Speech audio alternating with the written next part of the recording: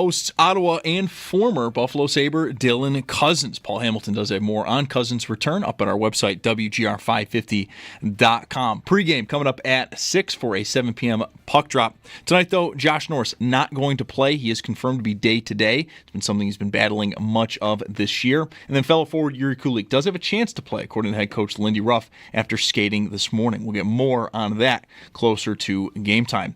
9 other games tonight in the NHL. Some notables at 7. The Lightning host Pittsburgh, and the Maple Leafs, they have Philadelphia in town. At 8, Winnipeg hosts Washington. Alexander Ovechkin just 7 goals away from Wayne Gretzky's all-time record of .894. And then the night will wrap up at 10:30 with LA hosting the New York Rangers. Around the NFL, a day after the Miami Hurricanes Pro Day, the Tennessee Titans are reportedly holding an additional workout with quarterback Cam Ward. In that workout is expected to be a private throwing session. And join Mike Schopp and Sal Capaccio as they broadcast live from the Ride for Roswell kickoff event tomorrow at Roswell's campus. This is your chance to pick up your fundraising materials and mingle while enjoying food and drinks. You can even see where all the fundraising goes with an exclusive tour of Roswell Park's research lab and facilities. Kickoff event starts at 5 p.m. and all are welcomed. That's your Paddock Chevrolet Sports Update. Paddock Chevrolet celebrating 90 years of business. I'm Zach Jones for WGR Sports Radio 550.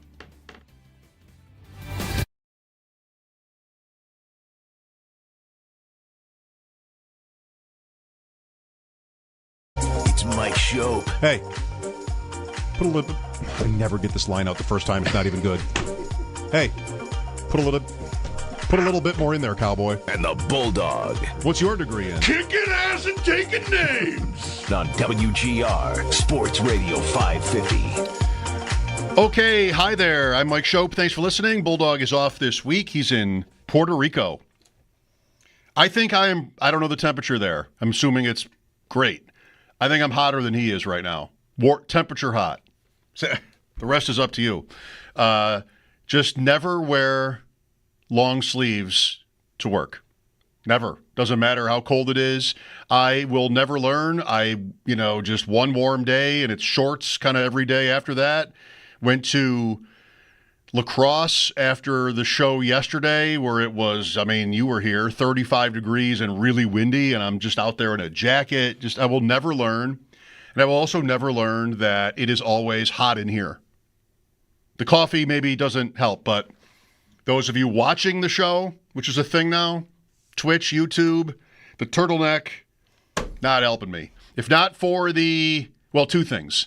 The stream, and then also the fact that this is a workplace, the shirt would be off. If I were in my attic, like Bulldog has an attic, no, I'm just putting on a different shirt, but this is I'll never learn. 53, been here 23 years. Never gonna understand it. Never gonna learn. Sneaky Joe working a double today. Good enough to join me here as we get toward reverse AFC power rankings. Joe, do you share the same, frustration over the temperature in the studio?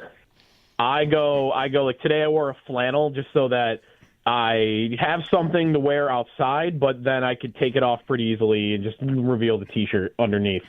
But turtleneck is a crazy. I would never go turtleneck. No, terrible. It's a thin, golfy turtleneck, but see, Tuesday mornings I host a podcast from my basement where it's cold. And just once I get done with that, I just never think about it, and here I am. Probably the analytics would show Tuesdays are the day where I get beat the most. Yeah, often. well, we have the benefit of if it's really warm in there in the morning, which it is every day, that there's really nobody there yet. So we sometimes first couple segments we'll literally just keep the door open just to get some air in there. Oh, that's an idea. That helps. Yeah. That actually. I don't know, actually, it feels like it should help. I don't actually. Yeah, I don't have bring a thermometer in there to actually track it, because in theory it should work, but I don't actually know if it does. Those days where the workplace is a wind tunnel, which we have too, for whatever reason I used to know, then you want that door open, then it could get really exciting. But anyway. Yeah, right. Just 3 minutes on how hot it is in here right now. Lucky me. It's cold outside, and I should be fortunate.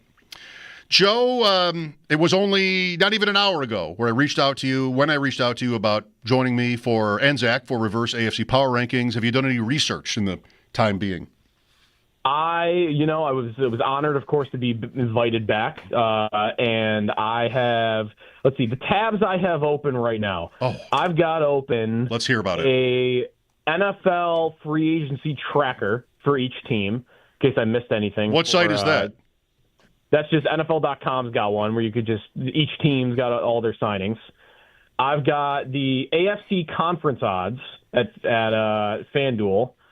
And then I've got Kevin Cole's improvement index, which I like to look at every year, which is like expected points added and lost throughout the year. That counts as research as far as I'm concerned. I mean, you sound prepared for this thing. Yeah, I'm just staring at it. I haven't studied it. No. I couldn't tell you where the Bills. Oh, I could. It's right here. I mean, he's got it graphics pretty well. They're right in the middle. But I'm also learning while pulling up the odds here, right before we started, that the division odds are now up. Okay. The Bills might be the biggest favorite in the league. To win their division, they are the biggest favorite to win. There are only, looks like, not only, 4 teams are minus money, and the Bills are minus 210 from what I'm looking at right now. That's the best odds, or the lowest odds. Speaking of the Kevin Cole stuff, are the Bills supposed to regress? I mean, his doesn't really point to that. I mean, they are in the positive for Kevin Cole stuff versus like he's got the Bills. It looks like at plus 5 or 6, and Kansas City's minus 30. So based on what? Big difference there. Signings, trades, releases, draft capital too. I wonder if draft capital has something to do with it. Not with the Chiefs, it wouldn't. I mean, the Chiefs not only have their picks, they also have the second pick of the third round. Well, the Bills have a second round pick, actually. Joe Tooney, maybe? Yeah, right. Maybe Tooney is the reason for that. That's a good question, though. I mean, they re-signed Trey Smith, and they brought in, I guess that was a re-sign too, Marquise Brown. So I guess they really haven't added when you think of it. I expect the Bills to regress too. It's why I don't need it to be at 30. I'd like to see them go one more receiver at some point in the draft because I expect there to be massive regression. Massive may be strong. I expect there to be regression with the turnovers and with field position. You're number 1 in the league at not turning the ball over at a historic mark, and you're number 1 in the league in field position start. And I think both of those numbers probably regress next year, and they'll have to make that up somewhere. The other side of that coin is that they really, relatively speaking, they really didn't throw the ball. Imagine a Bills team, mostly last year's team, but with the ability to get the ball downfield. Those were Allen's lowest numbers ever for average depth of target and just all the good stuff. And I know he won the MVP anyway. So I do sort of instinctively think regression, the turnovers, the field position point is connected to that for the same reasons. But there also is a season where, whether it's Joshua Palmer or just the guys they have, and maybe sometimes that's out of necessity where you just get behind in games or play better teams, then you have more volume in the passing game, which would be nice. It's guys like us, we want to see that. Yeah, no, that probably happens. So we'll see. I mean, they might draft a guy on the second round or fourth round anyway, and that'll satisfy my appeal for one more. Do you have a favorite? I'm liking Matthew Golden, but I think you probably have to do that in round 1.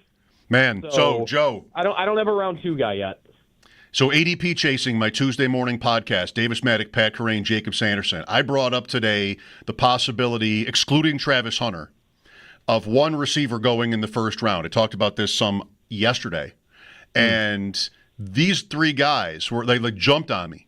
There's no way Golden does not go top 12. Jacob thinks he goes before McMillan. Top 12? Yes. Wow. And I don't know. I see him out of the first round sometimes. I mean, was going to say, not big. This morning I was looking at a mock where he wasn't in the first round. Yeah.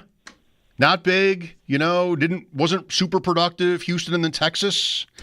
I don't know. Is he undeniable as a first-round pick? I was taken aback by these guys and their very rude reaction to my take. Yeah. All right. Enough teams will want a receiver where it's I think I would be surprised if he makes it into round 2. But same for the Bills' sake, though. they would have to do it in round one. I don't think he's someone that's falling to the end of the second round. No, I probably would agree with that. All right, Sneaky Joe along. Bulldog is out. I've got Zach here. Here we go. It's time for Reverse AFC Power Rankings powered by Empire Electric, your residential neighborhood electrician. Visit EmpireElectricians.com. It has been 2 weeks, which is a bona fide drought for this segment. Mm-hmm. Joe, lead us off. 16. There is more connecting Tennessee to Cam Ward today, so I'm going to expect that Ward is their quarterback. I'll go with the Browns here. I agree. With no quarterback really that I can get behind. I agree. I like Ward, so I go Cleveland here. I liked the idea that Tennessee would do something else because of Levis, and then the Browns could have Ward, but I don't see that happening now. I mean, Tennessee, they're not holding back. Private workouts and like everybody, the media people are at the pro day. It sounds like maybe that's where we are. I don't know what the odds look like, but if they do that, then the Browns have to decide.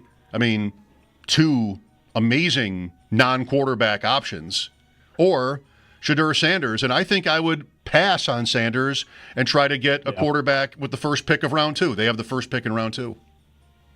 Yeah, me too. I would not sit there and take Sanders at 2 if I were them. I feel like who's the favorite right now for their week 1 starter? Is it Pickett? Well, would it be Pickett just because he's there? Yep, I bet. Yeah. I would think so. That's tough.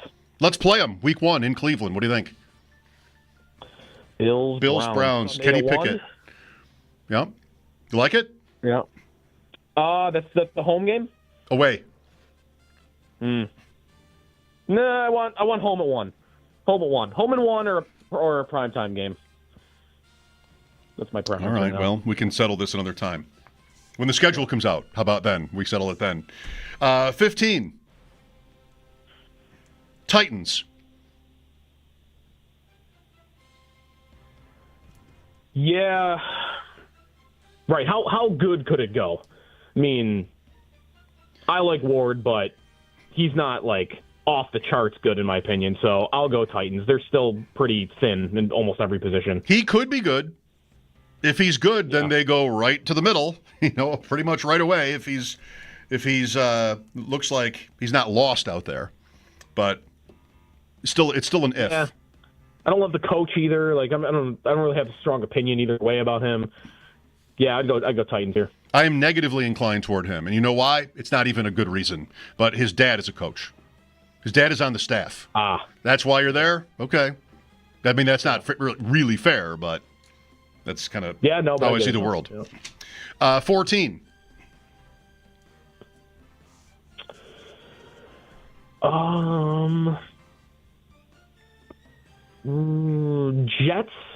Jets.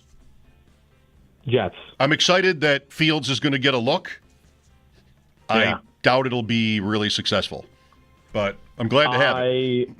I would agree with that. Giants with Fields and Winston, if that's what we get, as a fan, I couldn't be happier. Yeah. As a fan of other teams. Not great for Garrett Wilson fantasy owners, I would say, either, him going there. No, that's right, but he's been really good anyway, with not good quarterback play at least. True. 13. We've gone chalk so far here. We haven't had really any... You like to be a contrarian. Yeah. I don't know where you learned that. I have no idea. I'll go Pittsburgh here. Yes, Pittsburgh. Come on, they're nowhere. I tried to spit it out. You just got it in before I could do it. Pittsburgh. Good. Okay. Bulldog is not here. Get him out of here. Yeah. Get Bulldog out of here. I just said. Oh, okay. Didn't mean that. Really? This was with New England for years. Like, they have Belichick. They're just automatically going to get 8-9 wins. And then the floor fell out, and they had a horrible year. And that year is going to happen for Pittsburgh at some point. And I don't know if Rodgers. I don't even know how to predict if Rodgers is actually going to go there. He is or he isn't. Like, I don't even know if it matters for me. Pittsburgh. He probably is. You see this maybe as their Cam Newton Patriots year. Yeah, kind of. 12. Jacksonville. There is that mascot. There is that color scheme not helping. Jacksonville. What have they done? What have they done? They have signed maybe my favorite, can't be number one of my favorite receiver moves of the offseason. They signed Diami Brown for $10 million at 1 year. Love it. Interesting. That's your favorite. It's not above Devontae Adams. Like it's more interesting to me than Palmer. Like it's close to the top. It can't be number one. I love the Adams move, but yeah, I mean they lost Kirk. They traded Kirk. I liked him too. I'm a little bit bullish on Jacksonville for what they've been. Don't the receivers all kind of do the same thing? Like not in the same way, but don't they all just run go routes? Yeah, but let's hope. We love that. All right. I mean, I wonder Thomas could be. I wonder what he could be. Amazing. Massive this year. Yep. I think I would go New England first. I think Jacksonville is closer to being maybe good. How about that for praise? Closer to being maybe good. Wow. So I've got between Jacksonville and New England here. Yep. Break the tie. I kind of like New England. I'll go Jacksonville. All right. 11, I'm on the Patriots. That's the law. I just said it, so I can't move. Not allowed to move. I'll go Colts. I was going to say the Colts. Interesting. Are the Colts going to start Daniel Jones? Like, I think that's... I kind of can't believe he's going to get another opportunity to start for how many games he has started in the NFL. Yeah. I certainly understand that. 10. Raiders. Oh, I'm still on New England. Wait a minute. Oh yeah, I'll give you New England here. I'll give you New England here. 9. They need a receiver though. I think if they get Hunter, that's the spot where he plays the most wide receiver. Oh, they cannot get a wide receiver to say yes to them for 5 years now. Patriots dislike notwithstanding. I couldn't really get to hate right there for some reason. May Hunter Diggs is interesting. Ooh. Right? Yeah. Diggs is not official, but he's visited. Running back, do whatever you want. Hunter Henry, like the quarterback a little bit. A real coach. Yep. Yeah, I could get behind that. 9. Vegas. Look at Vegas. Yes. 1 month ago, they were 16. What did they do? Oh, Geno Smith. Okay, well, that explains it. 9. They have a real... That explains it. They have a professional quarterback now, I would say. What do you like for them at pick 6? I mean, my first thought is that's going to be Genty there, but good. I think I'd rather see them go McMillan or Hunter if it's possible, but that probably isn't going to happen. And then a good running back in round 2, like one of the Buckeyes. Yeah, Carroll loves to invest in running backs. I know. So if they don't do it in round 1, they'll do it in round 2. And they have Geno Smith, Brady at the top. Totally see it. That's a Raider move, even without Pete Carroll.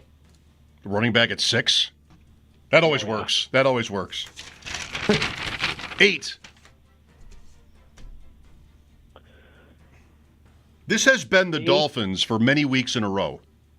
There's, I think, a tier between the bad teams. Are those kind of all bad teams? 8 of them, half the conference. The Raiders are the best of the bottom half of the AFC. Okay, that's saying something. I've been stuck on that point, Joe, that it seems a little bit uncomfortably predictable next year in the NFL, or in the AFC at least, because I think I've got half the conference that's almost drawing dead. Well, wouldn't odds tell you that one of the teams we've just listed off is going to be a playoff team? Absolutely. Somebody's going to surprise. Well, if Houston doesn't win the AFC South, at least one of them is, because we've already named the other 3. Like, Houston has to be good to keep this, the same. Well, I think they're who I'd put next year. Houston? I mean, it was ugly a lot of last year, and they could not protect Stroud, and they reacted to that by trading away their best offensive lineman. Yeah. Trading for Christian Kirk, that's not going to change your mind? Okay. Well, Miami or Houston? I'm Houston here. Houston at 8. The AFC South, never change. The AFC South. Nope. Never change. 7. Dolphins. I'll go Miami here. I feel like their last stand here a little bit. Their what? Their last stand. They don't win this year, and I don't know. Yeah. The coach, Hill especially. I feel like Hill, they got to be nearing the end. The way they didn't. There was contract stuff with him last year. How it's still kind of easy to get out of that whenever they want, and the drama at the end of the year. Like this, I feel like this is probably it for him there. Curious team. 6. Denver. Kind of feels like it has to be Denver or LA here.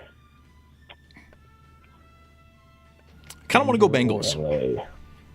Like, credit to the Bengals. It looks like they're going to bring back the trio. We're going to get both receivers, Trey Hendrickson maybe. Mm-hmm. They still missed the playoffs 2 years in a row with those guys. So I don't really know where they're going. It's cool that Cincinnati seems to be paying people, although the T. Higgins contract seems to be kind of a lot of flash, but not a whole lot of substance.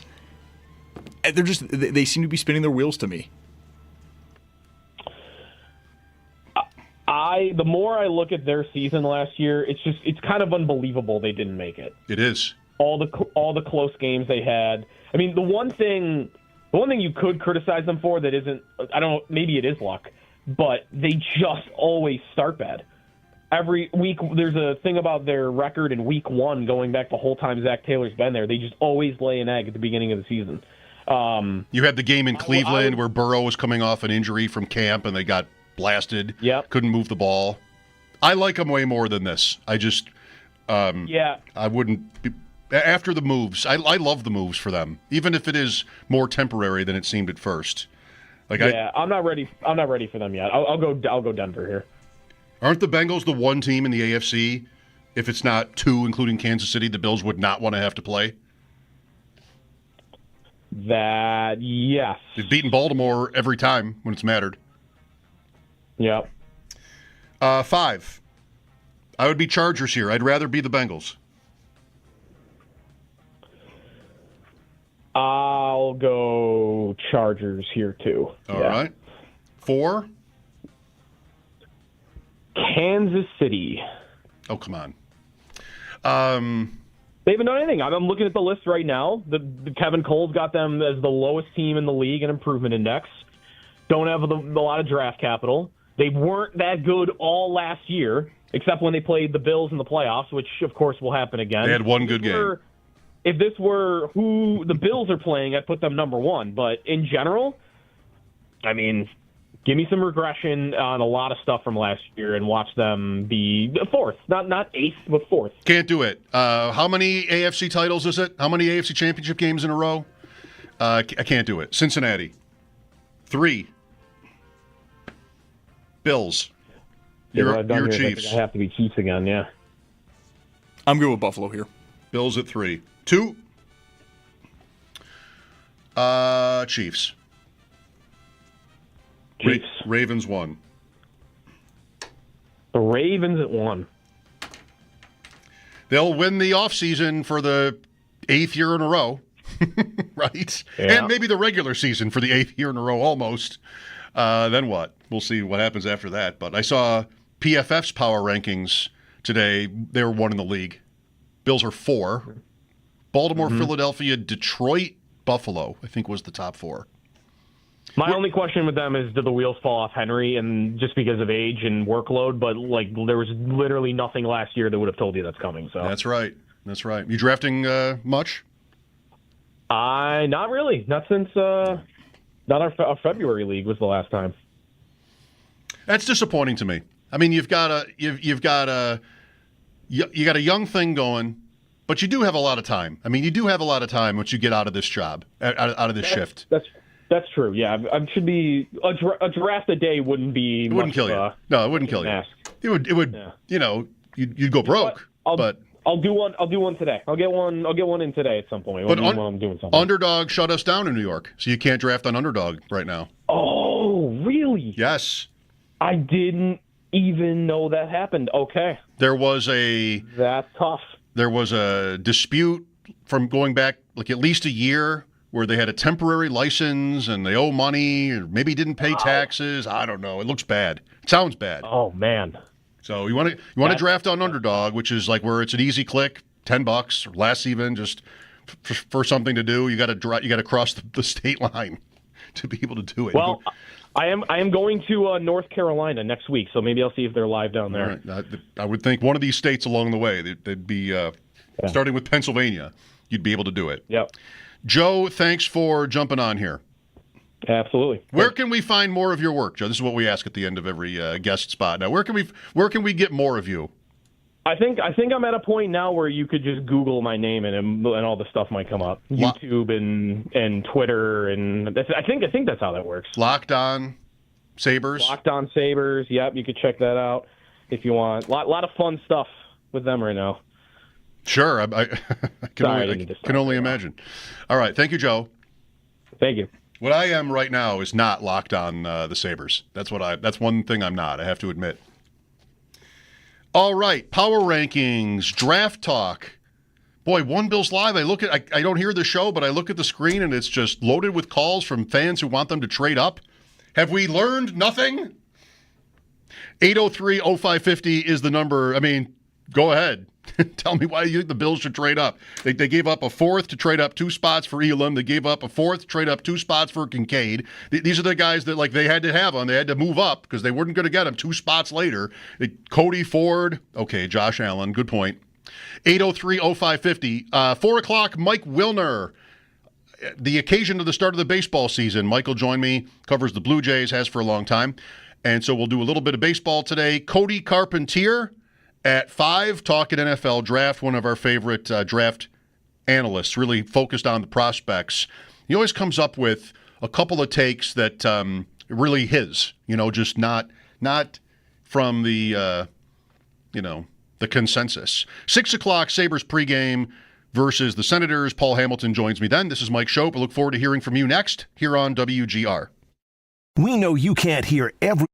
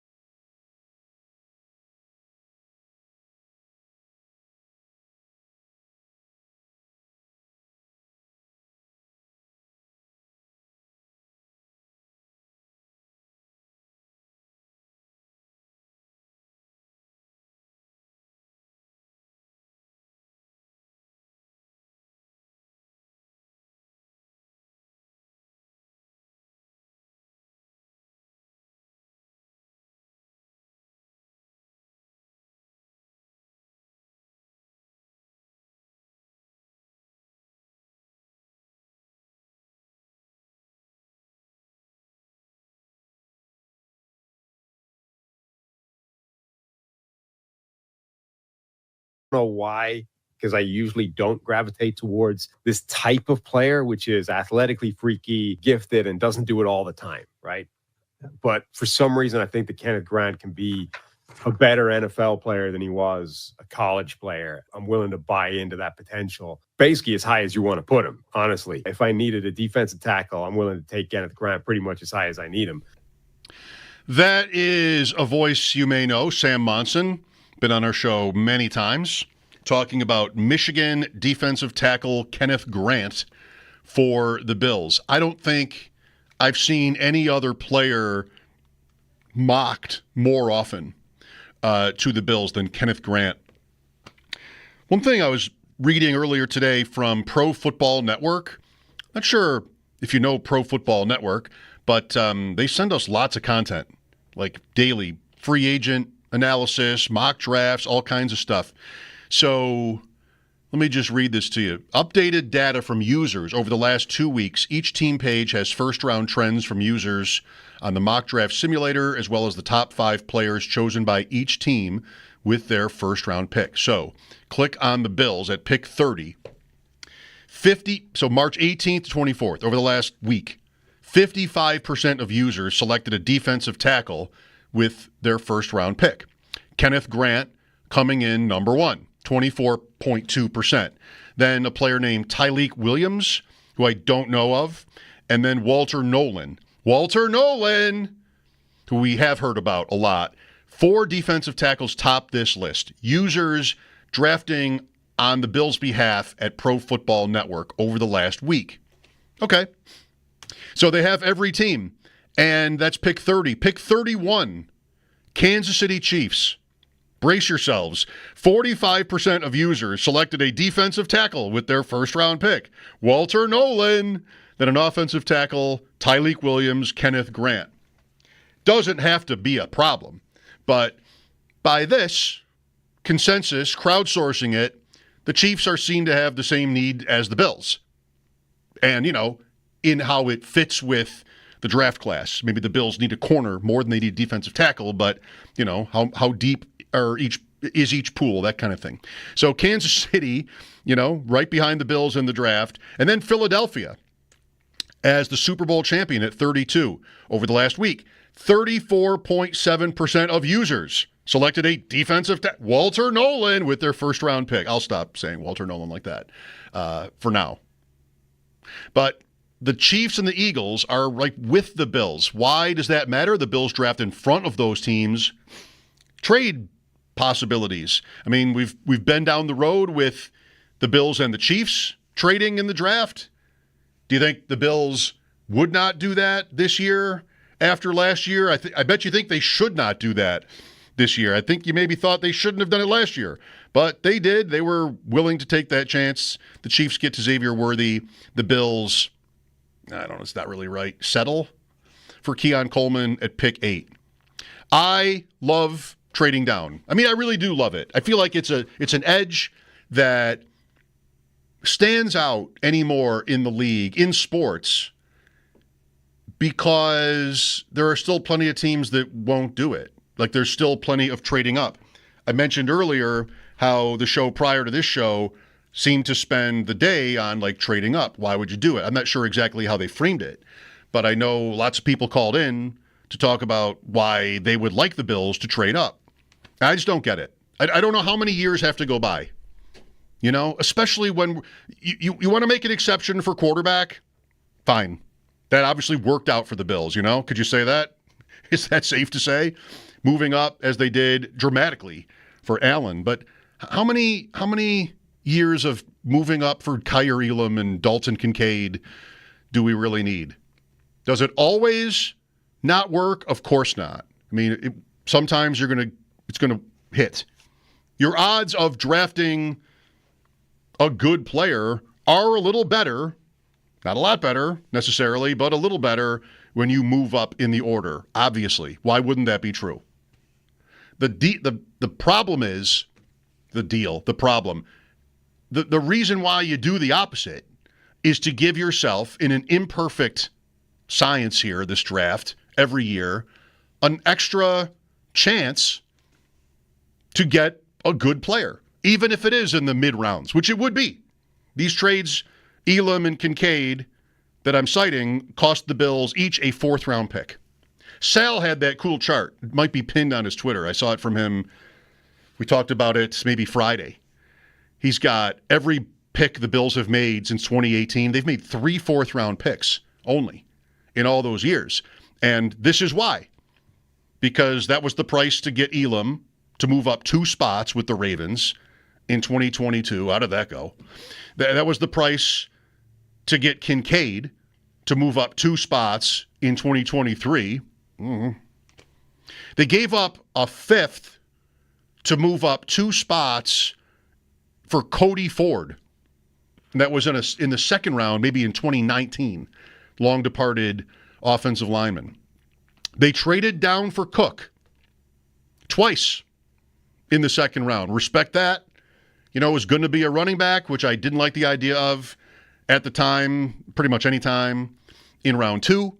They got 2 6ths in that process, 1 from Tampa Bay and 1 from Cincinnati, to move down twice in that 2nd round 3 years ago now for Cook.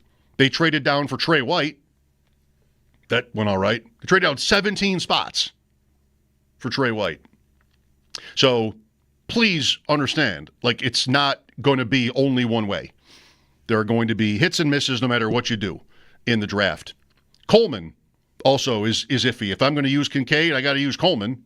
And they traded down twice for him.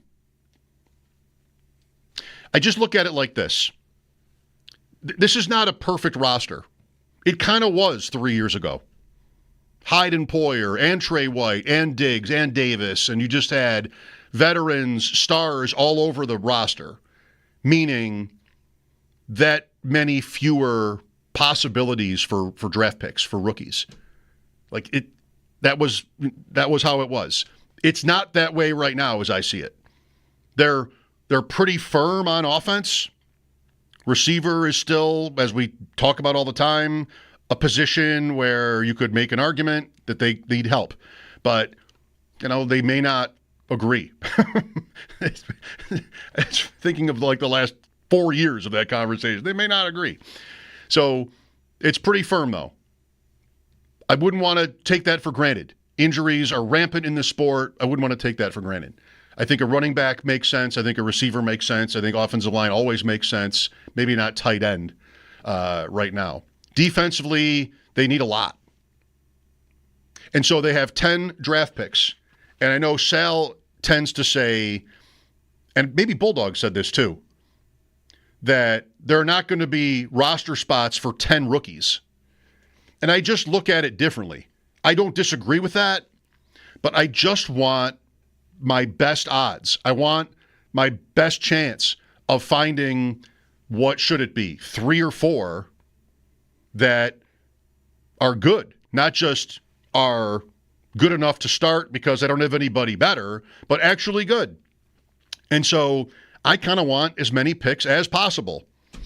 And I get that by trading down. I don't think the Bills, because they're at 10 already, I don't think the Bills need to be thinking about trading down. I just don't like the idea of trading up, especially when I'm looking at defensive tackles because, come on. I need to do what? Go from 30 to 24, 22? What number do you want? What's the point? It's going to cost them, it would cost them they don't have a third, but say they got one.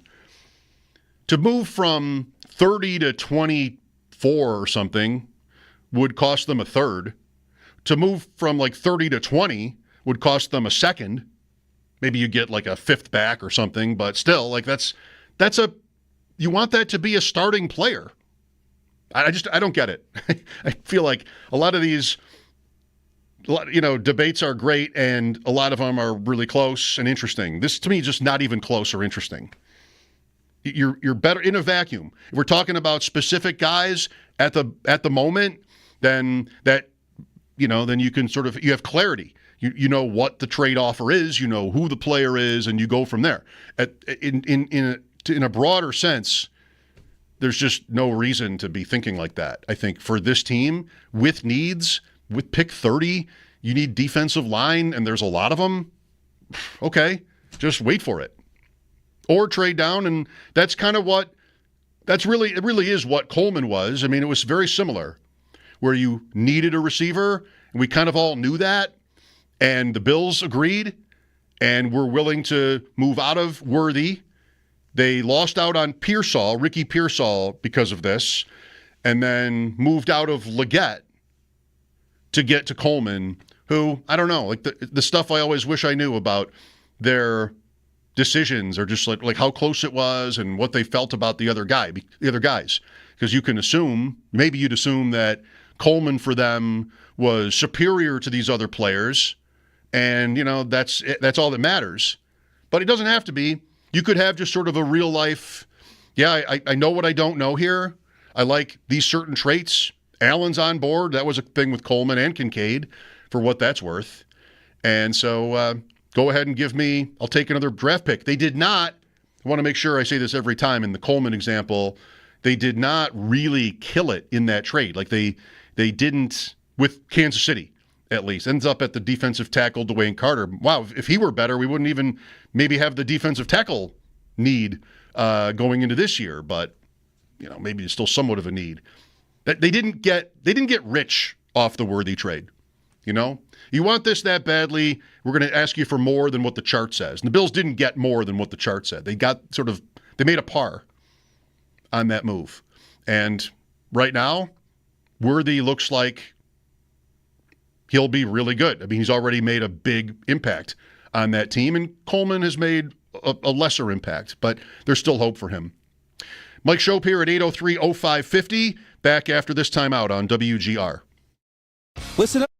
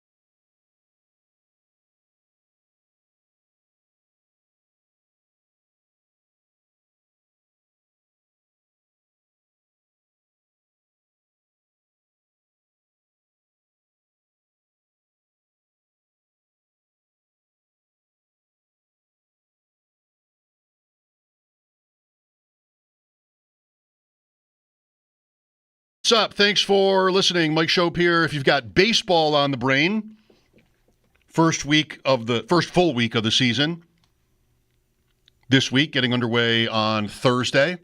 Mike Wilner covers the Blue Jays and has for many years, will join us at the top of the hour, do a little baseball. The Bisons, Toronto's affiliate, getting going on Friday at home, 2 o'clock on Friday, the opener for the Bisons against Rochester. They will let you listen to us from there. You just have to sort of make plans to do that. I recommend it. That way you can go to the Bisons and support them, and then also, us. Here's Dennis next. Hi, Dennis. Hey, Mike. So I kind of agree with your assessment, but only to a point, because I like the idea of trading down. I think it's always a good idea to accumulate more picks, but I think that there's a point to where, generally speaking, the difference between like a 6th and a 7th round pick and an undrafted free agent are kind of not that far off. So, like, I would say I think it's good to trade back, but then I would also take my later picks and try to trade up. And I would try to get as many picks inside of 150, I think, as you can. And then you're kind of, landing everybody between the 2nd, 3rd, and 4th round. All of those are going to be, high quality, should be, hopefully, high quality players. And then, if you're giving up a 7th and a 6th rounder or something to move up into the 4th round, I don't know. You could probably find the same guy you were maybe going to get in the 7th round in undrafted free agency anyways, So I like if we have picks, if we end up with 8 or 7, but all of them are inside of 150, and even if we trade back from 30 to 40, I don't see that big of a difference there. And we're drafting between 40 and 150 8 times. I love that. Yeah, it's just all kind of common sense, but the way the value of picks diminish, that point is fine. It just cuts both ways. Like, how much more valuable is the 7th than an undrafted free agent? Okay, fair. How much more valuable is the 6th than the 7th, or the 5th than the 6th? And you go on up. And, of course, that increases. Those answers get bigger. But I don't know how much bigger they do by the 4th round, or certainly the 5th round. Like, I'm looking at the 2 days in a row. I'm looking at the Draft Tech value chart. The Bills pick late 5th 3 times in a span of 5. 169, 170, 173. Add that all up, that's a mid-4th. So that's 3 players for 1 in terms of the draft value chart. I'd rather have the 3. Give me 3/5 over 1/4. And, the 6th, I'm 177 and 206, 2 picks in round 6. What does that add up to? Mid to late 4th round, or 5th round, I should say. Big difference. The 2 6th-round picks for a mid to late 5th. I'd rather have the 2 picks. So, yeah, it really doesn't waver for me, Dennis. Like, I certainly understand you want to maybe have a set number of draft picks in the end. And the board, right? Every team's going to be different. Your team's going to have one opinion of just like where the levels are in this draft versus another. And then maybe that, because that's not going to be reflected in this chart, obviously. This chart is the same every year. So depending on what kind of year it is and what your needs are, thinking about your point, you probably could go either way there. But yeah, I want the quantity. I really just don't think there's any need to spend some of these picks to move up, especially early. That's where we're maybe on the same page. Is early is when it's, I think, a worse idea. I'd like to have them be in the 3rd round. I think the 3rd round, I don't know, it seems like you'd want to have some leverage in there to move up, move down, preferably down, and, just draft a player, whatever it is. And to get to the 3rd round, it really has to happen by moving out of the 2nd, because they don't really have enough late stuff, 4, 5, 6, or early 4, 5, 6 to get to the 3rd round. I mean, don't love that. I'd like to be in there. That's Amari Cooper.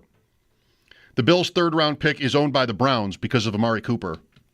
So if they went from, say, 62, again going by this chart, sorry for all the math, but if they went from 62 to, I'm not going to look at which teams have these exact picks, but like 80 and a fourth, I think that's fine too.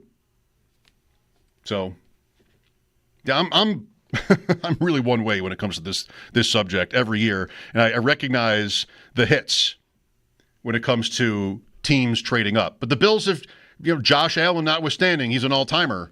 But really, last few years, I was glad for what they did last year, and the jury is still out. The jury is still out on whether they will have made that work. I always wanted, I've said many times, even that day, like, take that first pick of the second round, move down one more time, and you probably still get about the same caliber of receiver if that's what you want, and then one more thing. And they didn't do that. They just sort of took that pick, went with Coleman. We'll see what kind of career they get out of him. Some baseball next with longtime Blue Jays reporter Mike Wilner. Been a while. Looking forward to that. This is Mike Schopp on WGR. Call or text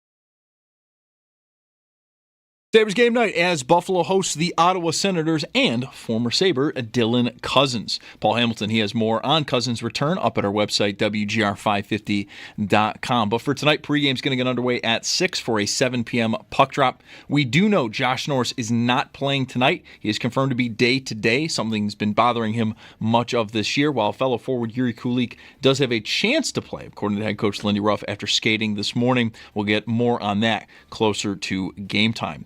9 of the games around the NHL, some notable. At 7, the Lightning are hosting Pittsburgh, and the Maple Leafs, they have Philadelphia in town. At 8, Winnipeg hosts Washington. Alexander Ovechkin just 7 goals away from Wayne Gretzky's all-time record of .894. And then your night will wrap up at 10:30 with LA hosting the New York Rangers. Over in the NFL, a day after the Miami Pro Day, the Tennessee Titans are reportedly holding an additional workout with quarterback Cam Ward, and during this workout is expected to be a private throwing session. And then a reminder, join Mike Schopp and Sal Capaccio as they broadcast live from the Ride for Roswell's kickoff event tomorrow at Roswell's campus. This is your chance to pick up your fundraising materials and mingle while enjoying food and drinks. You can see also where all your fundraising goes with an exclusive tour of Roswell Park's research labs and facilities. Kickoff event starts at 5 p.m. and all are welcomed. That's your Paddock Chevrolet Sports Update. Paddock Chevrolet celebrating 90 years of business. I'm Zach Jones for WGR Sports Radio 550.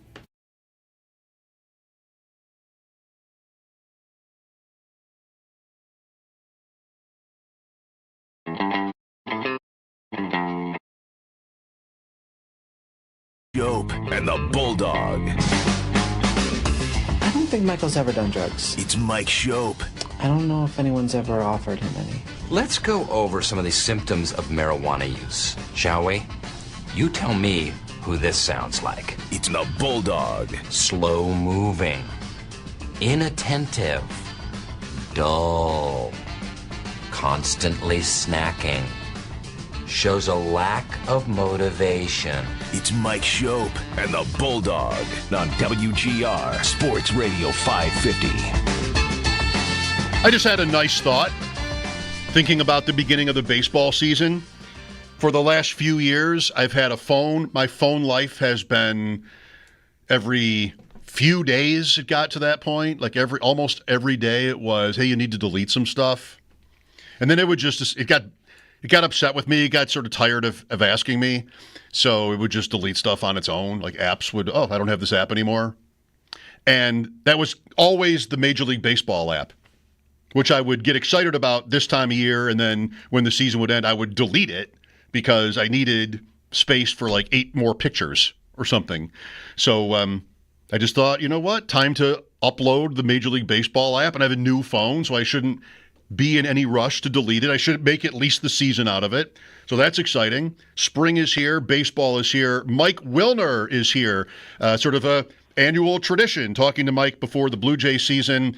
Longtime reporter on the Jays, Toronto Star, formerly on the radio broadcast, the Deep Left Field podcast as well. Mike, it's great to have you back. How are you? I'm great. It's always great to talk to you guys. Thank you. Even though the little space between us on the border seems a lot farther away now than it ever has. Yeah, hopefully that turns around. Yeah. I was thinking about, like, this just is what happens when you get older. If you're like me, just think about like how long ago stuff that you remember really was, like the 85 Jays, 40 years since the 1985 Jays. I mean, I'm sure that's what, a team you grew up loving, and I did too from my side of the border. Yeah, 40 years. It's wild. The World Series was more than 30 years ago, and most Blue Jays fans don't have living memory of that incredible 85 team and what the run up to that was, and the 1983 when they were in first place in August after never having finished anywhere but last place in the history of the franchise. It just means we're getting old, but it is wild to think about. It's similar to growing up as a hockey fan for me, Mike, because I loved the Jays and also the Mets. And really, there was no trouble in that. different leagues. I could watch both teams, pretty readily. And by 85, they both kind of almost had the same season. They both just missed in 85. And then, the Mets went on to win the next year. But just like the Sabres and the Leafs, different conferences when in the 80s, really didn't have to worry about each other. Rarely were both teams good. And that's kind of still been the case for most of their history. But able to root for two teams at once. Good memories of those Jays teams in those years. Legendary players. I still vividly remember, so much about the 86 World Series, but the 86 the National League Championship Series, Game 6 of that series that went 16 innings, and an incredible game between the Mets and Astros, and that was 39 years ago too. Crazy. Yeah, so some fantastic stuff happened a long time ago, and it's two solid teams to root for sure. I wonder if it's maybe a little bit of an illusion in some way, because like you and I right now could go watch that game for just anytime we want. Whereas when we're growing up, we couldn't watch Babe Ruth. There was no way to watch the 1940s World Series or anything like that. It's just maybe there's some sort of an illusion here that felt like that was really longer ago. And here, because I can watch these games we're talking about as easily as I can watch a game live. I don't know if that makes it weird or something, but it is great to be able to do that, I think, if you're into that. I think there's definitely something to that. There's definitely something to the ability to be able to go back and see stuff and make it feel a little bit closer. But, you hear things like, if they were to remake Happy Days today, it would be set in 2004 or something like that. and that just blows your mind. Well, let's get current here, Mike. This Blue Jay season coming up, over/under at BetMGM 79.5. They're the fifth choice by the betting odds to win the division, the AL East, but it's pretty tight. How do you see it, Mike? Are you optimistic? I see it as really tight. I honestly believe that any one of the five teams in the division could win it. I've said a couple of times that I think the Jays could be anywhere from a 75-win team to a 95-win team, depending how things shake down. There are no great teams in the AL East. Everybody's flawed. And if things break right, you don't need as many ifs as we used to think about 15, 20 years ago for the Blue Jays to be good. But there's no reason, I believe, that they can't have the same kind of year that they had in 22 and 23, which is in the playoff race all year and just sort of sneak in the last week. I know from your recent column at the Toronto Star about the hitting coach that one thing they'll need to do for the Jays to hit that optimistic side of it is hit. Their hitting kind of went away. It was really sad. The Jays had this exciting young core, and then, Bichette came down and Biggio didn't work out, although Guerrero had a great season. Is that number one on the list of things that needs to get better, maybe a lot better for Toronto, is offense? Yeah. They were excruciating to watch the last 2 years. Even in 2023, when they made the playoffs, it was awful to watch. And they, until they signed Anthony Santander in January, it felt like they were tripling down on this whole let's try to prove that you can win a game 0-0 thing with the pitching and the defense. Picking up Andres Jimenez, who's the best defensive infielder in the game. So, yeah, they need to hit. Having a healthy Bo Bichette is going to make a huge difference. Having Santander with some thump in the middle of the lineup is going to make a huge difference. Hopefully Alejandro Kirk can get back to being what he was when he was an all-star and a silver slugger, and Will Wagner getting a lot of work can help a lot. And, in Buffalo, you guys know what Alan Roden is all about, and hopefully he gets a chance to play. I didn't know or don't know a lot about him. Certain names, prospects, I feel like I hear all the time, and Roden was not one, and this is maybe my fault, just not a player I'd heard a lot about until this spring. 916 OPS for Buffalo last year, New Hampshire, and then the Bisons. What have we got in this player? In half a season in Buffalo, He hit over 300. He had an on base over 400, and he had a slugging percentage over 500. So that's everything you're looking for. He's a brilliant kid, like legitimately. He's a rocket scientist. He's an astrophysics major at Creighton, and he can hit. He's got a great idea of the strike zone. He's got a little more than gap power. He knows what he's doing up there, and he's succeeded at every level. I never imagined that the Blue Jays would put him on the team out of spring training. To me, he had like a mid-May call-up written all over him, but they didn't want to dull the momentum of the great spring, and it helped that Dalton Varsho was hurt, and it helped that Will Wagner showed he could play third so that they didn't need to keep Addison Barger. But I really, I think that Alan Roden could be what Spencer Horwitz was for the Blue Jays last year. And this is just a solid average hitter who gets on base with occasional pop, and he can do a lot of things. Is he an opening day starter? It's a good question. Maybe. I don't know quite how they're going to – it's hard for me to imagine that Ernie Clement isn't going to start on opening day just because, he was nominated for a Gold Glove and he had such a wonderful year for them last year. So if Ernie Clement starts, then Will Wagner probably DHs, which means Anthony Santander is probably in left field, which means that Alan Roden probably doesn't play. But I think against most right-handed pitchers, you're going to see Wagner at third. And to start the season, there will be a spot for Roden either in left or maybe center or DHing. Very good. Mike Wilner, my guest. The Blue Jays open Thursday afternoon, 3 o'clock against Baltimore. First of 4 with the Orioles to start the season. Guerrero was a story in the offseason in the spring, Mike, not getting the new deal done.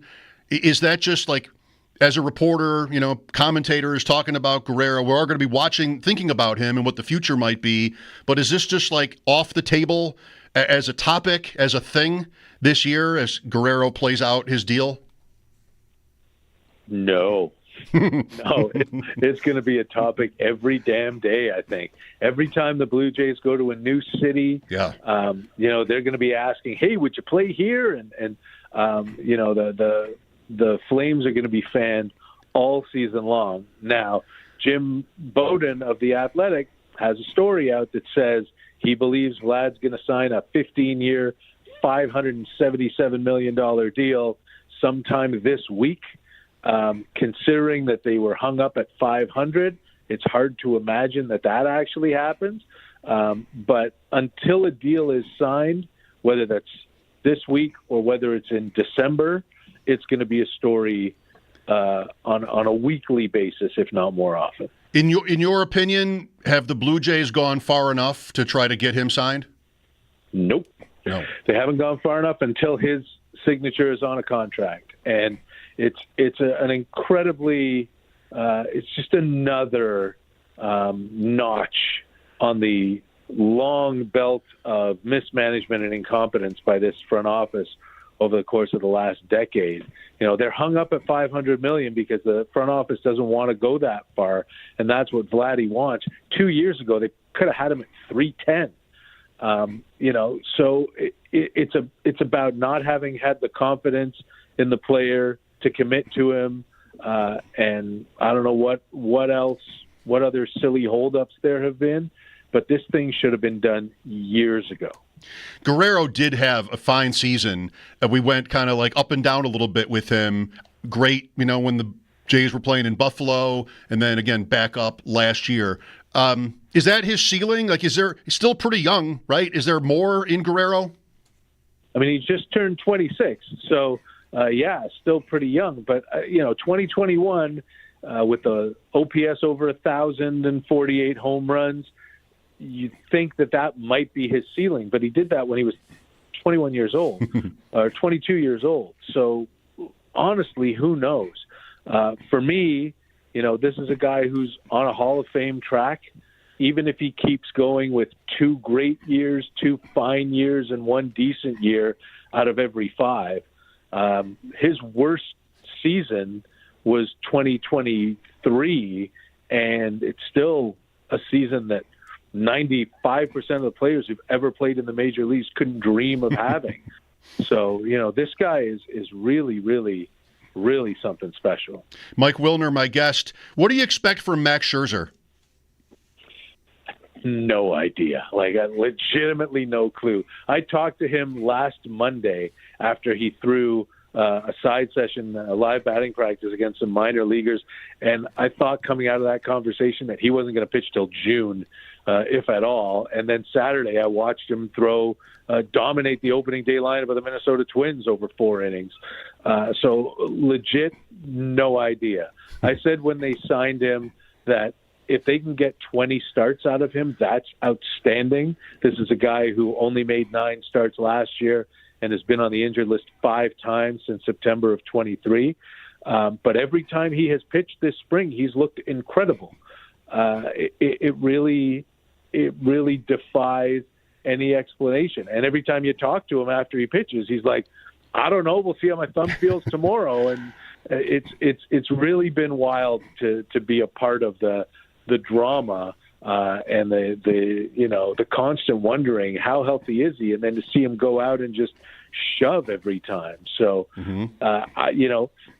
every time Max Scherzer is healthy enough to pitch, I think that he's going to give them an outstanding outing. Speaking of players on a Hall of Fame track, right? Any question about him? Oh, no, I mean, he doesn't have to throw another pitch in the major leagues, and right. He's in. Absolutely. 3 Cy Youngs. 40 years old now, Scherzer signing with the Jays this offseason. What about George Springer? Another guy where you wonder about his age and what he's got left. It's interesting because watching him, I want to say it was Friday, might have been Thursday, in his first at-bat in a Grapefruit League game, and he was hitting .094 going in. And that first at bat, he gets the count to 3-1, takes a pitch that he thought was ball 4. It wasn't. He wasn't confident enough to challenge it. Takes another pitch that he thought was ball 4, and it was called a strike. He wasn't confident enough to challenge it. And he struck out looking, walked back to the dugout, and somebody in the press box whispered, but loud enough for everybody to hear, just retire. Ooh. And then the next time up, he hit a 3-run homer. So, I don't know. Spring numbers don't mean anything unless they mean something. He's coming off a year where for 1 month he was the best hitter in the game, and for the other 5 months he was the worst hitter in the game. I don't think you fall off a cliff at 34, so I do think that there's something in there, but I would genuinely be surprised if George Springer was an above-average major league hitter this year. I think he can be an average hitter. I think he can have a much better year than he had last year, and I hope that it comes in the bottom half of the lineup more often than not. But I don't think he's George Springer anymore. One more guy I'd like to ask you about in this lineup is Bichette. What's the history of it with Bichette? Like, such a exciting prospect, really, again, jumped on the scene and was excellent for the Jays. Then last year, or it's been rough. Is it injury related? Because I think I heard he had a good spring. Yeah, it's all injury related, 100%. It started in the second half of 2003 when he had the knee problems. Last year, he had more leg problems that cost him half a season. And then, just to prove how snake bit he was, he came back and he was going to play the last 2 weeks of the year, but he took a ground ball in fielding practice and broke his finger. So that just knocked him out for the rest of the season. But it's 100% just been snake bitten with injuries. And I really think that, every time we've seen a healthy Bo Bichette, he's been one of the best hitters in the game. This is, I looked it up. We were talking about, how long ago things happened, right? There have only been 2 players to lead the American League in hits 3 years in a row in the last 60 years. And Bo Bichette was on track to join them when he got hurt in August of 23. He had led the league in hits in 21 and 22, and he was leading the league in hits by a decent margin in 23. He missed the last 2 months. He didn't give up the lead in hits until there were like 3 weeks left in the season. So, I see him winning a batting title at some point. He's got to walk a little more in order to do that. But I think that, a healthy and super motivated Bo Bichette coming off last year and going into his free agent year, I think can only be a really, really good thing. I want to guess Ichiro and Boggs for that, but if it's 60 years, it's probably somebody older. It was Ichiro and Altuve. Oh, okay. Yeah. And then, nobody since like 1962. Okay. I think Cesar Tovar or something like that. Love it. Hey, by the way, Mike, you mentioned the Springer sequence there where he chose not to challenge those strike calls. That they were experimenting with that in spring training, the automated balls and strikes. We've had it in the minors. Do you like it? I love it. I wish they used it on every pitch. I think that I love the human element of the game, and I think the human element is important, but the human element should be about the players being human and their faults and flaws and ability to rise to the occasion, and not the umpires' inability to call balls and strikes. Now, we're not going to have that K-box zone, whatever the hell they call it, when the challenge system is in, because people could cheat. We know we've seen that before. But when that is on the TV, on the broadcast, the umpires are literally the only ones watching the game who don't know if a pitch is a strike or a ball. So, yeah, I love it. And, again, I would use it on every pitch. I don't think that there should be a strategic component to getting the call right. I think you just get the call right. And we've seen that it can happen in real time and wouldn't slow down the game at all. Boy, that last point is one that I've always agreed with, thinking about the NFL. Like, why should it be a strategy to try to get a call corrected? Let's just do it or not do it. But I didn't really needed it to be to come down to the coaches. But that's 100%. That's what we've had. The Jays open Thursday at home. The Bisons open Friday at home. Afternoon games both. Mike, great to hear your voice again. Thanks for your time. Anytime, guys. Thanks for having me. You're welcome. Mike Wilner, Toronto Star. His podcast, Deep Left Field, as we get going here in the Major League Baseball season. A catcher is going to bat leadoff for the Yankees, which is not maybe like weird anymore or that interesting, but if you don't follow it that closely and you think of, stereotypically, your catcher is not usually, your on base, not always at least, your on base guy who can run, but Austin Wells will be the Yankees leadoff hitter, their catcher. They open against Milwaukee, I think also on Thursday. 803-0550 for your calls. NFL draft stuff. We were talking about that, of course. Want to do that every day. Trading up, trading down. The One Bills Live guys were in on that, and I couldn't resist. Cody Carpentier on the prospects coming up at 5. Guy who knows a lot. He's been on with us several times. The Sabres are home to Ottawa tonight, pregame at 6. Would love to hear from you next. Lines are open. This is Mike Schopp on WGR. We know you can't hear every moment of Sabres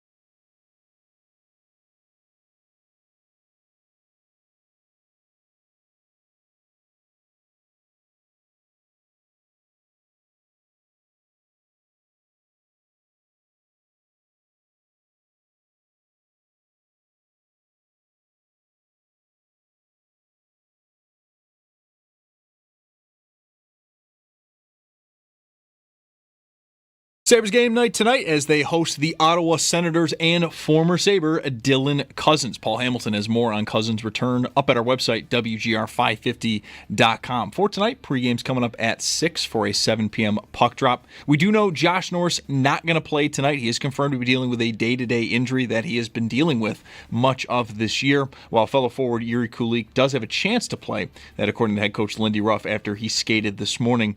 We'll get more information on that closer to game time. The Sabres, they also announced the signing of forward Tyler Koff to a 2-year entry-level contract that is set to begin in the 2025-26 season. Though this year, the Brown University forward will join the Rochester Americans for the remainder of the year on an amateur tryout basis.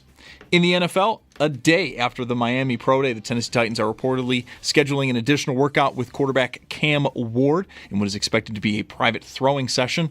And then join Mike Schopp and Sal Capaccio as they broadcast live from the Ride for Roswell kickoff event tomorrow at Roswell's campus. This is your chance to pick up your fundraising materials and mingle while enjoying food and drinks. You can even see where all the fundraising goes with an exclusive tour of Roswell Park's research labs and facilities. Kickoff event starts at 5 p.m. and all are welcome. That's your Paddock Chevrolet Sports Headlines. Paddock Chevrolet celebrating 90 years of business. I'm Zach Jones for WGR Sports Radio 550.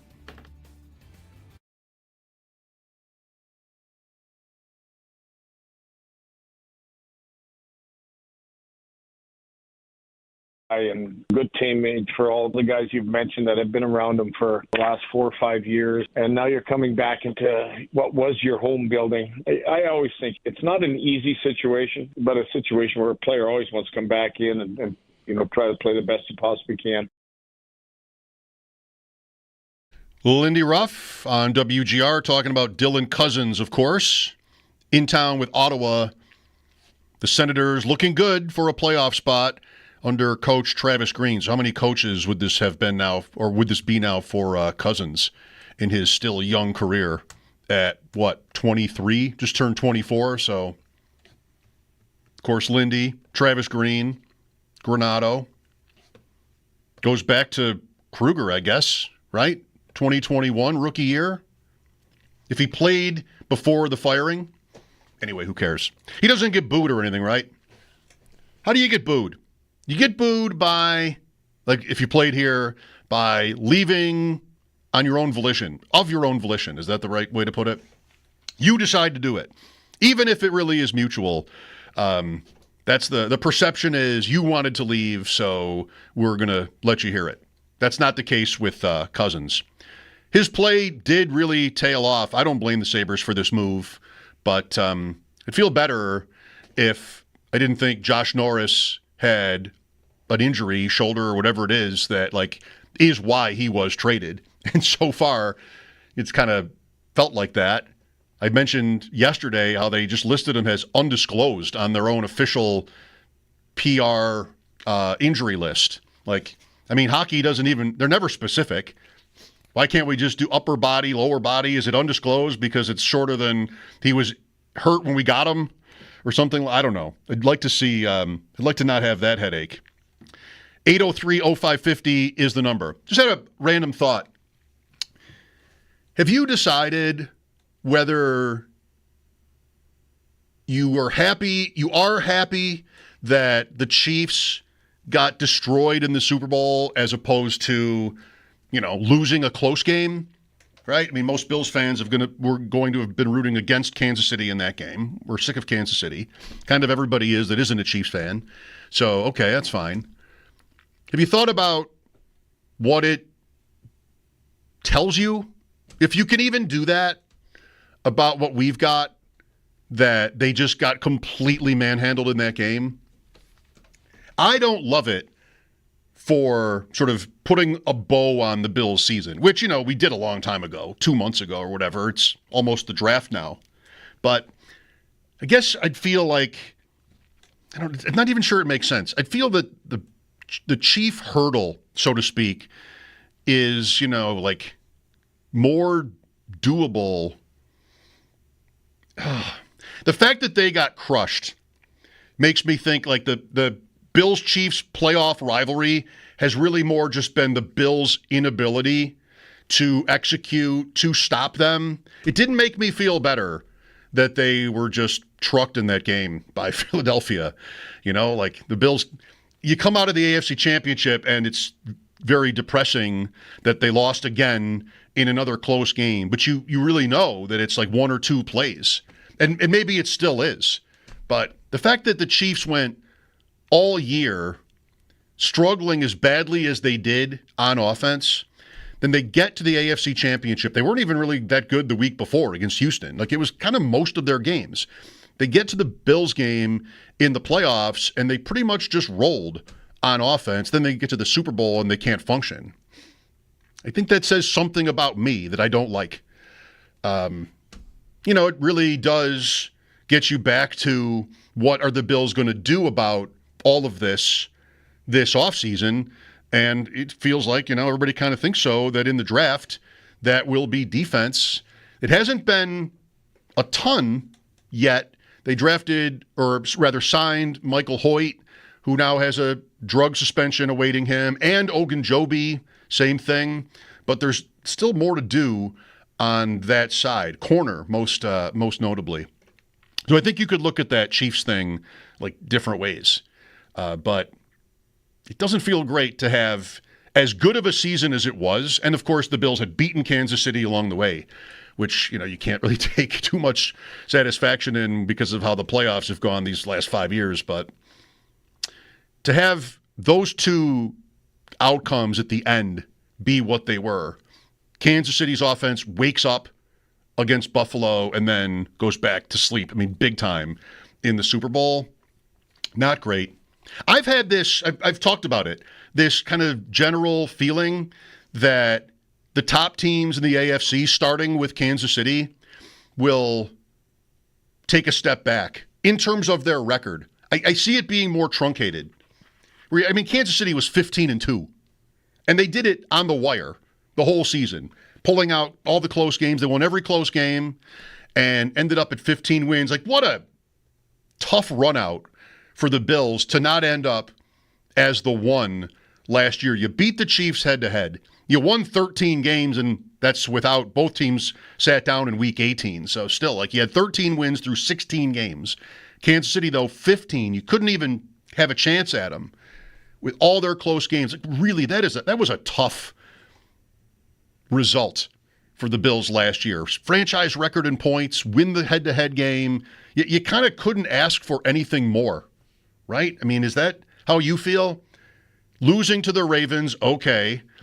Losing to Houston was tough the following week, but offense wasn't right. Allen had 9 completions in that game, but, you're on the road at a division champion, and it's not like a gimme or anything. Still, that one hurt.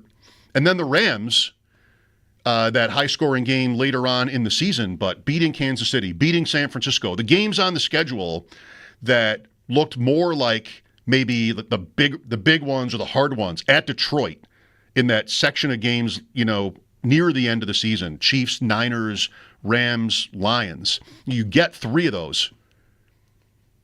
Crush the division again. Week 18, you don't need it. Otherwise, undefeated. Go to Seattle and win kind of easily. And still, that wasn't enough.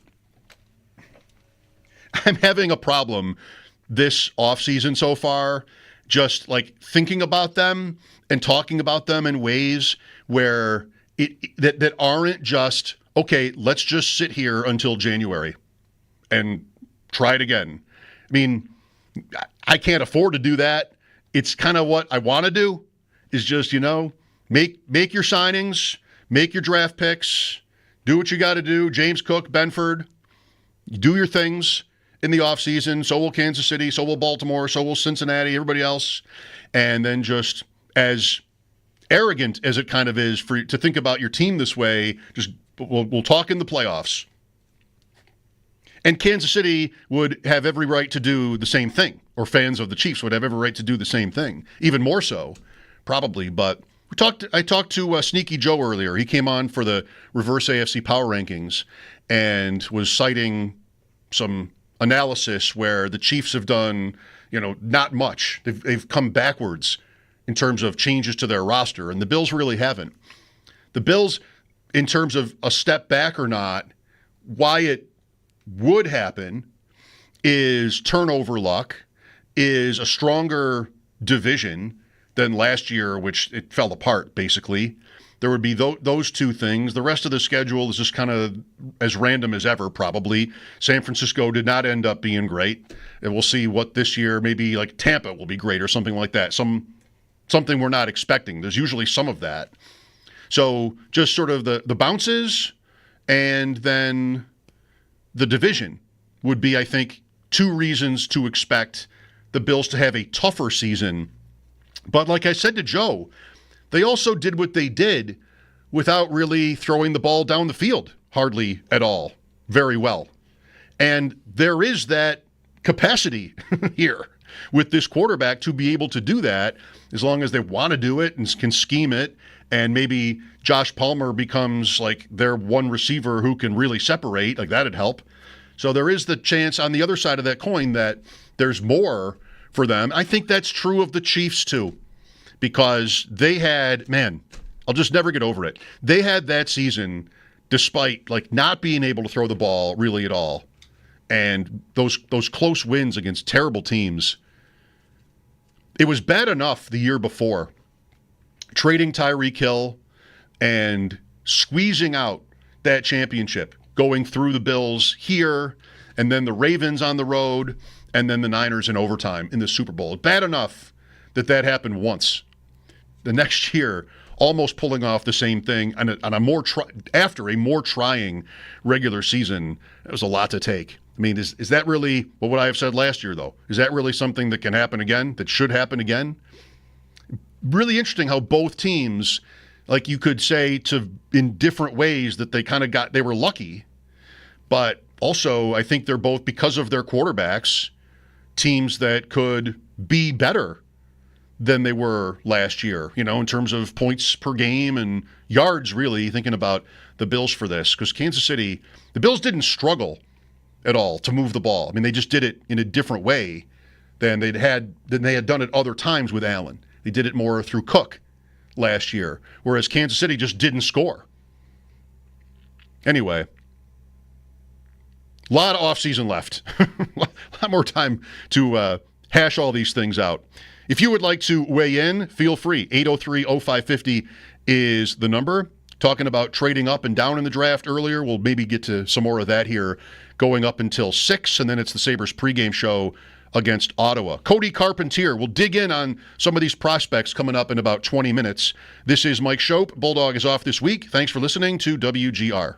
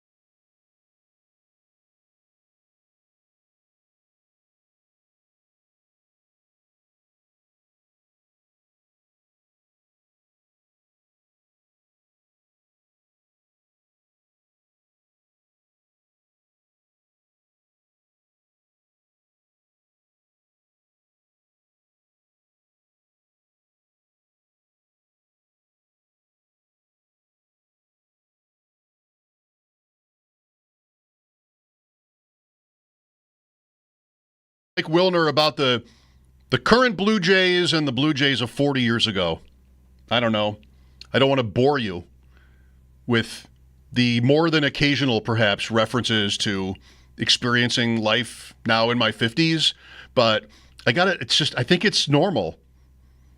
There are people older than me who could recite lineups of every team. If you love it and you're immersed in it, then that's great. And I certainly have nothing negative to say about that. It really was me. I can do it a little here and there, but these Jays, I sort of had, okay, right. Oh, Springer, right. Bichette, of course, Vlad. Yeah. I mean, I prepped for it. And even with that, I know a couple times I sort of stumbled my way into questions. But 85 Jays, let's go. Witt, Martinez, Upshaw, Garcia and Fernandez up the middle, Gruber, Garth Orge, Mullenix, maybe not Gruber yet. Garth Orge, Mullenix, Bell, Mosby, Barfield.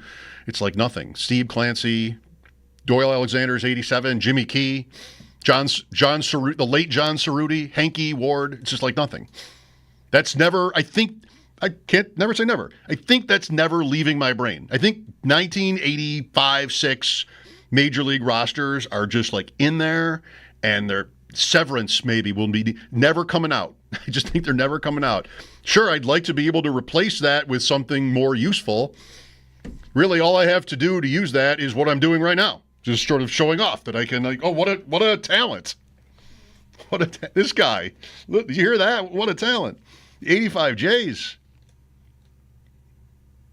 I just love baseball for that, though.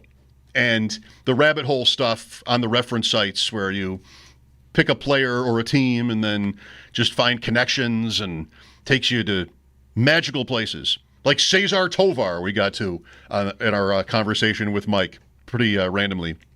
803-0550. Cody Carpentier coming up top of the hour. Paul Hamilton at 6 as our pregame coverage of Sabres Senators begins. Puka Nacua, Rams receiver, claims he'll retire at 30. He's 25. I think that's totally reasonable. Good for him. Thinking ahead. Certainly don't have to be that way. I know Marv Levy, and once you've decided to retire, when you're going to retire, you already have, or whatever the quote is. But I like a guy who can, step away. Money's great, fame, all of it. Takes a toll on you, though, right? I mean, of course. And here's a guy saying, I'm going to be done at 30. Fantasy-wise, doesn't mean anything yet to best ball or redraft leagues, your normal leagues. Dynasty, it could. I don't think it does for me. It's still 4 or 5 years. Nacua in drafts, and I know it's sicko time for anybody who's drafting fantasy football now, but that's me. I own it. I got the 85 Jays in my pocket, and this. That's kind of most of the list. My interests, that's most of the list. But what we're having this year is Jamar Chase, then 3 running backs in some order. Barkley, Bijan Robinson, and Jahmyr Gibbs from Detroit. All of whom you can make a RB1, super high-end case. I think Robinson especially. Barkley being older, I'm not as excited. Gibbs with Montgomery there, the offensive coordinator left. I'm not quite as excited, as good as he was last year. Robinson, I think, could be wheels up. If the quarterback can play, then he's shown the talent. I think that could be, a huge year. So in a vacuum, one league, he would be the running back I want there. After that, it's 7 receivers that I think you could reasonably put in any order, almost any order.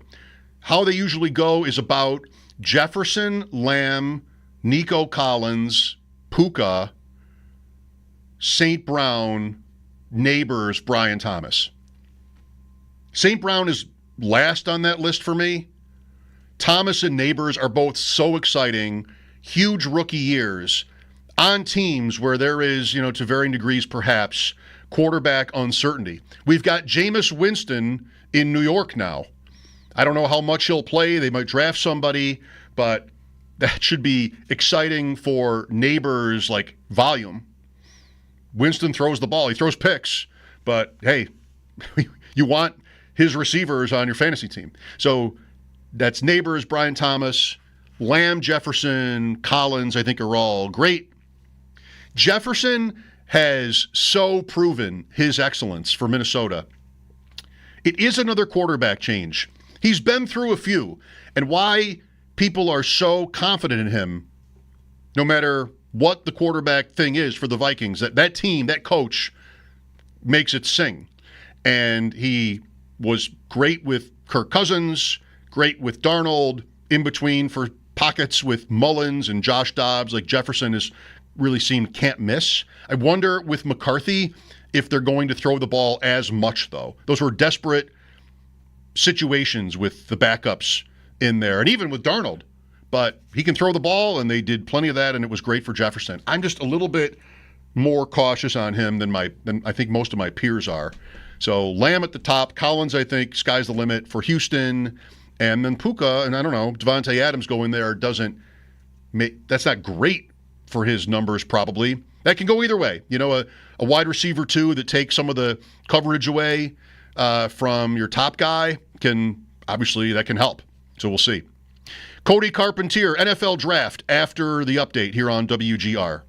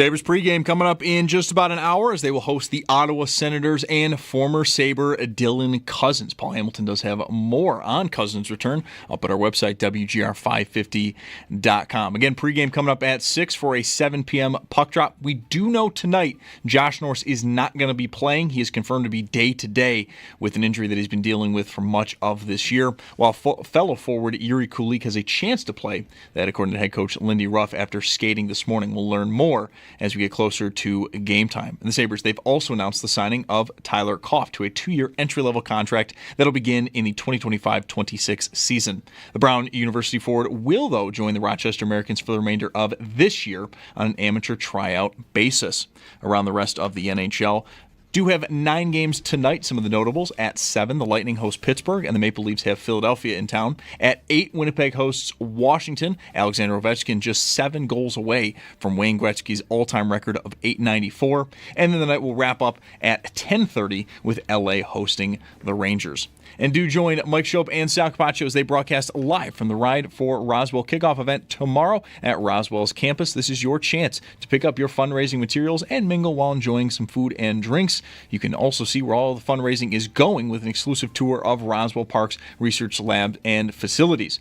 Kickoff event starts at 5 p.m. and all are welcome. It's your Paddock Chevrolet Sports Update. Paddock Chevrolet celebrating 90 years of business. I'm Zach Jones for WGR Sports Radio 550.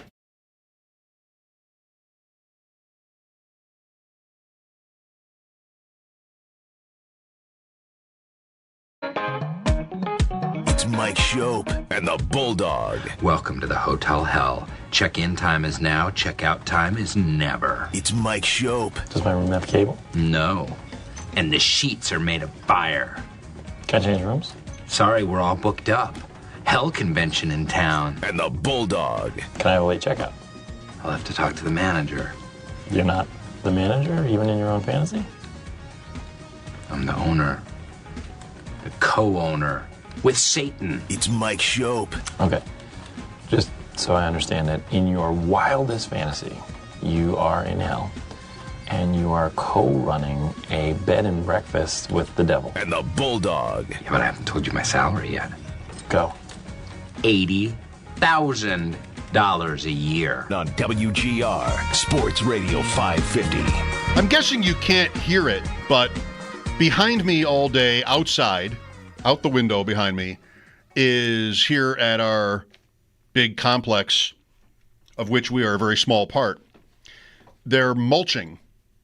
And I want to know the official name of the machine, because it's like they're shooting mulch in a controlled fashion. All these different pockets of of the area all day.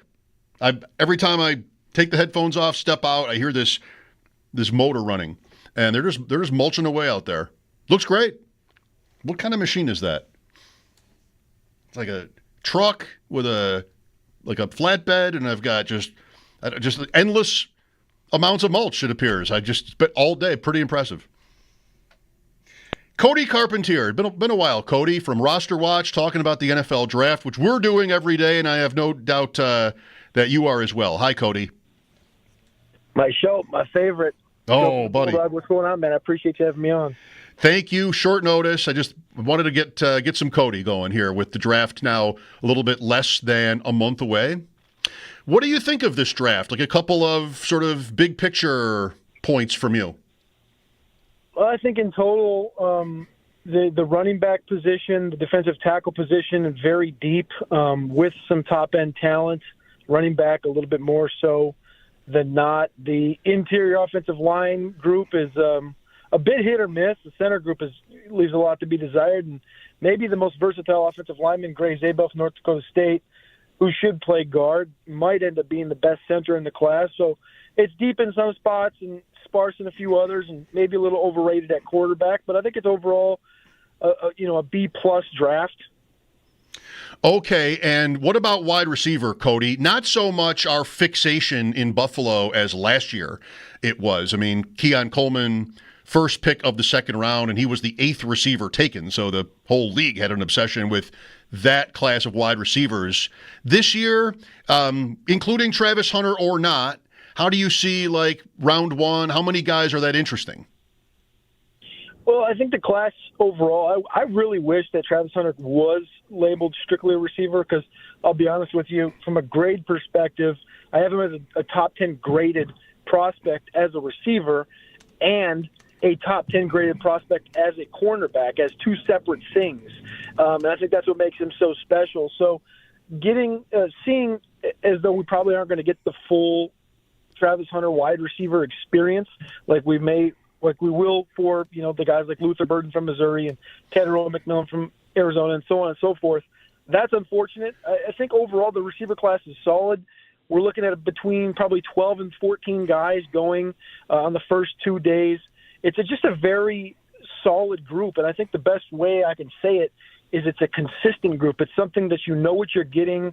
You read the tag in the store, it tells you it's Oreos. It's Oreos. It's not going to lie to you. It's not wrong. You see like a Jaden Higgins from Iowa State. He's not special, but he's very solid. He's a very good guy after the catch, getting the ball into his hands, creating separation at the catch point, going up above guys, dunking on them. Trey Harris from Ole Miss, same thing. And Matthew Golden from Texas, who's got a lot of the conversation of late. He's not special. He's not a Jamar Chase. He's not a Malik Neighbors, but he's very, very good. I like that number, 12 to 14 by day 3. I've seen that elsewhere as well. What about round 1?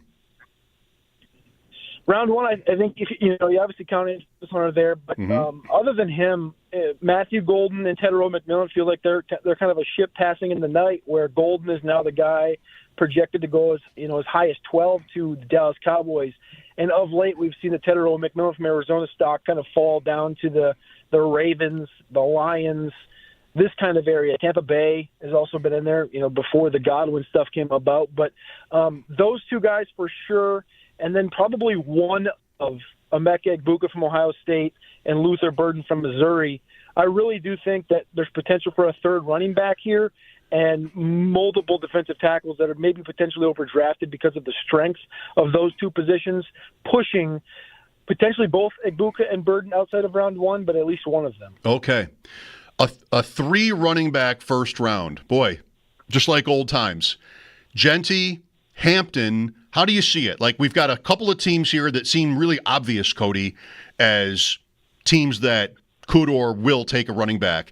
I think you have Dallas, of course, Vegas maybe, Chicago, some people think, Denver, maybe the Chargers, although less so since Najee Harris, I guess. So I think 4 that kind of scream out first or second round running back picks. You're saying you could see 3 in the first round.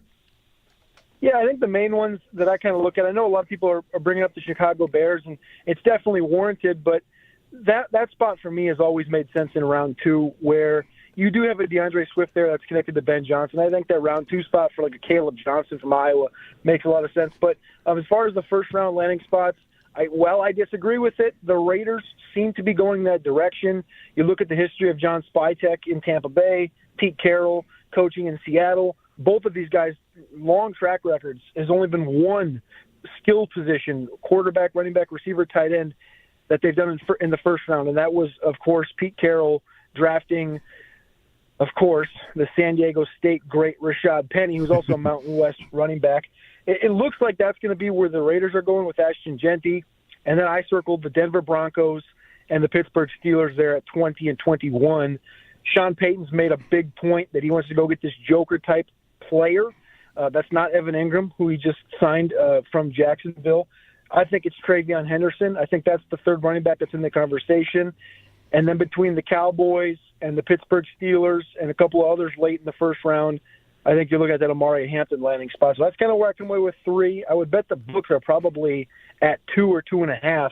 I haven't looked. I don't think they're released yet, but that's kind of where I'm sitting. Okay. With Cody Carpentier here on the West Her Hotline, I'm Mike Schopp. Bulldog is off this week. These guys, there's a lot of love for this running back class, and you're right there with it. It'd be nice for fantasy, by the way, Cody, if these guys go in round 1, and then we can trust for their teams to use them like they've made a significant draft investment, as opposed to more like what Atlanta did when it drafted Bijan Robinson. He's in a timeshare. So love to see that. You want these guys to go to those teams because those are the ones where you'd expect that to be most likely. Yeah, and I think that's sort of with the Bears thing we're talking about a second ago, a lot of people want to write in the Genty thing to the Bears and kind of say, well, he can be the Gibbs, or he can be the whole three down back, or he can do this, he can do that. But you got to remember, Genty's only 5'8", like 211 pounds, and you have Swift there, who's literally the same build, is a better pass catcher. Why wouldn't a bigger build fit into that backfield? So I think that's a spot that could honestly, not neuter per se Ashton Genty, but pose a threat for, you're talking fantasy football overall, like running back 1, 2, 3, where a Hampton or something could land in a Denver, or a Hampton lands in a Las Vegas, or heaven forbid he lives in a Dallas Cowboys. Like, those are spots that they could definitely vault up past Genty if we're going to have that conversation. Heaven forbid. Is that you talking when it comes to Dallas?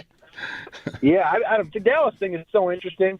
Going and getting Javonte Williams and Miles Sanders kind of shows us that, they have a first, a second, and a third-round pick, no fourths, and they have 3 fifth-round picks.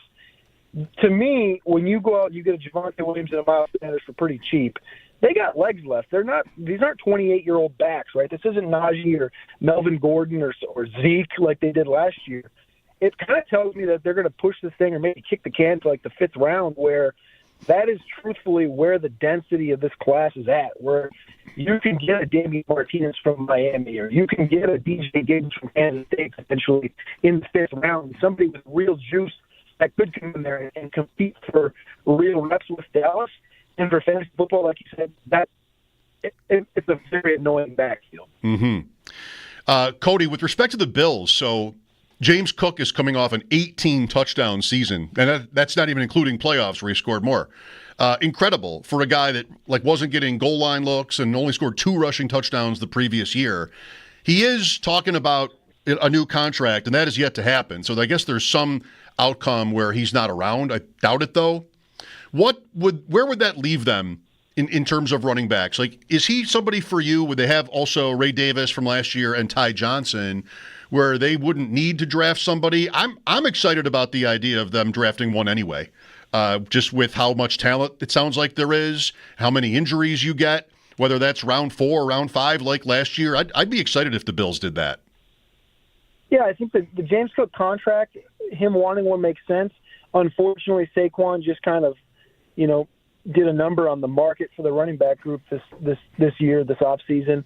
I like Ray Davis, but he's closer to 26 than he is 23. I figured, I didn't know if you're going to bring up running back today after the Darrington Evans signing.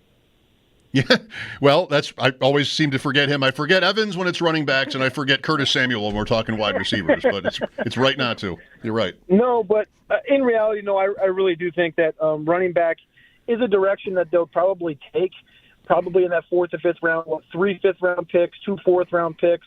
I don't foresee the Bills using any of those the early capital where it should be expended towards defensive back and defensive line, if you're asking me. But I do think you look in that 4th, 5th round. Potentially, if like a Cam Scatterbo falls in the 4th round, I'm not quite sure he's one where I have questions about his draft capital, projected draft capital out of Arizona State. Everyone remembers him from the college football playoffs. Bashal Putin ran a 4.32 from Virginia Tech. Adds a different dynamic to the backfield, kind of similar to Ty Johnson in that way, with a little bit of that bruiser like Ray Davis brings to the table. But would you say today you would feel Buffalo would be more towards re-signing James Cook? Because I feel like he's still got 2 or 3 years left in him. I know he's slighter than Dalvin Cook is, but I just remember how Dalvin was so prolific around the goal line. And with Josh Allen aging out, it feels like that vision has been passed upon from Dalvin to James, and it feels like it's a good fit in Buffalo. Yeah, we'll see if Allen chooses to run less as he gets older. That hasn't happened yet, and he's still in his 20s, so I wouldn't assume that. But I am expecting something to get done with Cook. I mean, he tied a franchise record for rushing touchdowns. They went to the AFC Championship, and everybody's throwing money around like crazy now with, again, the cap continuing to really climb. So I don't know if he'll get to his apparent goal of $15 million a year. I think that's closer to crazy, but I don't think 10 is crazy for how for the trends we've got in the league now. I guess I would predict that's where we end up. Yeah, I would definitely not click that 15 button. But if it was somewhere around 10 or 12, I think that fits a lot more where James Cook fits into the whole realm of running backs in the league. You know what you've got. And in terms of fantasy so far this year, he goes at around running back 14. I doubt there's really any concern about him not playing or anything like that, but more just expectations that touchdown number will come down maybe significantly. With Cody Carpentier, you mentioned defensive line. Let's get to that. That is easily the most commonly mocked position to the Bills at pick 30. We hear Kenneth Grant a lot. We hear Walter Nolan a lot. Are those players for you, and maybe you have a preference, the styles are a little bit different, but are they for you players who are likely, or are they maybes to be available at 30? Let's start there. I think so. I think that they're likely to be there, but like I said a minute ago, when we were talking about the receivers, the defensive tackle grouping with those two included, they're currently in mock. Their ADP is around 22 and 27, so it's a couple spots ahead. You also have Derek Harmon there from Oregon, and you also have the track record of Brandon Beane, where he trades up for Kaiir Elam. I know that didn't quite work out. He trades up for Dalton Kincaid 2 years ago. Last year, he trades down twice. They might have to do that. They might have to move up 3, 4, 5 spots to go and get the guy that they specifically want, because I know Minnesota's sitting there at 24 looking for regular guys of the defensive tackle position. Green Bay's at 23 doing the same thing. That wouldn't surprise me. My preference would 100% be Kenneth Grant. He's a guy that should be getting a lot more top 15 buzz than he is. When you go and just watch the tape, he's the most underrated guy in that defense. The last 2 seasons, counting the national championship season. Mason Graham gets a lot of the conversation, but Kenneth Grant is the stalwart, the stone, the run stopper of that defense. It's something that can really enhance a defense where you view maybe a Walter Nolan. He's kind of a slider 3 technique that, gets after the passer, but isn't quite as good in the run game as Kenneth Grant. So that's a good outcome for you, Grant at 30. That's what you're saying. Well, I would love Grant at 30, but like I said, I think with the track record of Brandon Beane and where I think Kenneth Grant's stock is trending, you're probably going to have to move up 4, 5, 6 spots for him. Before I let you go, Cody, let's talk about the quarterbacks. You said, how'd you put it? Maybe overrated at the top. So last couple days with Miami's Pro Day, and I'm eager to hear your take on this as well. The private workout today more and more sounds like Cam Ward at 1 to the Titans, and that would put the Browns and the Giants, Browns first, in a tricky spot there. I mean, a couple of great non-quarterback options, it seems, and then also Shedeur Sanders. What do you think happens at the top? I think the Cam Ward thing comes to fruition. I know Abdul Carter, the edge rusher from Penn State's been tweeting out some cryptic stuff about being the best player in the draft and so on and so forth. But when you were in a situation like Tennessee, like Cleveland, like the Giants especially, given Dayball's situation, Joe Shane's situation of skipping on Jaden Daniels last year, you just have to click the quarterback button if you believe in the prospect. And truthfully, nobody really knows if they believe in the prospect other than themselves. It's one of the great stories that Eric DeCosta with the Ravens kept to himself for the longest time, was that nobody in that building knew they were taking Lamar Jackson the year they took him. The difference is this is the first, second, and third pick in the draft. Cam Ward deserves it more than any of these guys. But maybe the most pro-ready is Shedeur Sanders from Colorado. A lot of people like to dunk on him and stuff, but there's nobody in this class that has gone through more, has learned more, has lived through more, and has a better support team behind him. And from a mental standpoint, a mental capacity standpoint, Shedeur is the strongest in the group. The interesting point, I think, comes in at QB3 with, we named 3 teams there, Tennessee, Cleveland, and New York, who badly need quarterback. And I just wonder if Jackson Dart from Ole Miss is the one that is reached for, or not really taking the top 10. I know there's some mocks coming out this week with that, but does a Cleveland Brown or a New York Giant team trade into the 20s to get a Jackson Dart, something like this? Because I'll be honest with you, everything after Cam and Shedeur Sanders to me is where I say the whole class is overrated at quarterback. Okay, Milroe too. Those same teams, of course, pick at the beginning of the second round, but I think Seattle could be interesting for Dart. I think they're 18 with what they've done, and maybe the Steelers too. So That's always the way with the draft. It's the risk you take or don't take. Those teams, passing on quarterbacks in the first place. I'm not the analyst you are, far from it, but I'm so excited about Travis Hunter. I mean, you talked about him a little bit already. New England with Vrabel, who played a little bit of offense as well as defense in his day, if it matters. Are they like an exciting, intriguing anyway landing spot for Hunter for you, or maybe someone else? I think for you, me, and the rest of the fantasy community, New England is the best possible landing spot for Travis Hunter because Christian Gonzalez is there. He's a former first-round pick that everyone loves.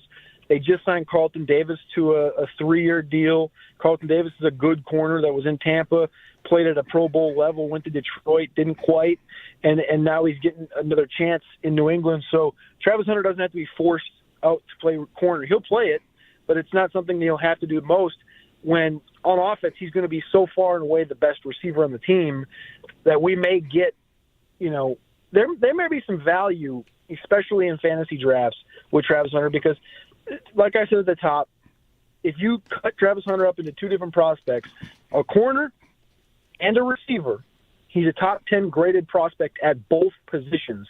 His ball skills are out of this world.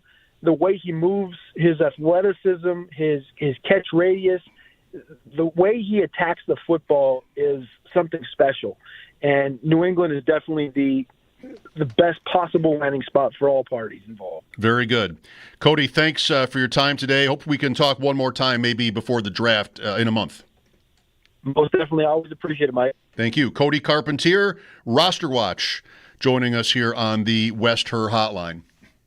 The idea of, yes, for fantasy, Cody knows his audience, at least in terms of myself, a team, like he said, where it's wide open. Good point on the corners they have, too, at receiver maybe is really what you'd want. And an interesting young quarterback in May, the Patriots. But the idea of the most exciting college player going to New England, the least exciting franchise, in my opinion. I don't know. Tennessee gives them a run. Even Jacksonville. I guess even Cleveland, like the options in the go figure, the worst teams. But the options in the top 5, not great. Would love your take on, if you're really into the draft, what you think the Giants should do at 3, given the possibility that everybody's top 2 quarterbacks go 1-2, which is possible. Like the Browns could punt it. But if they don't want to risk that and they just take Sanders after Ward goes 1, where does that leave Dable? Here is a guy, maybe with Joe Shane, both going there from the Bills, of course.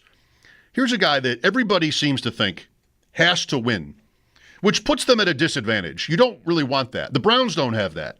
The Titans don't even really have that. They can take their time.